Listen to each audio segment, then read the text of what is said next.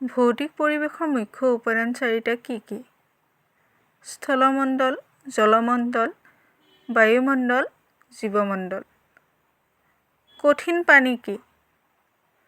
পানীত দ্ৰৱীভূত লৱণৰ পৰিমাণ 200 ppmতকৈ বেছি হ'লে পানী কঠিন হয়। WWFNৰ লঘু কি?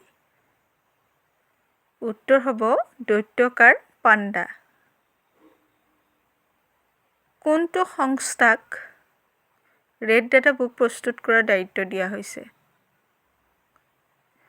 উত্তৰ হ'ব IUCN, international union for conservation of nature.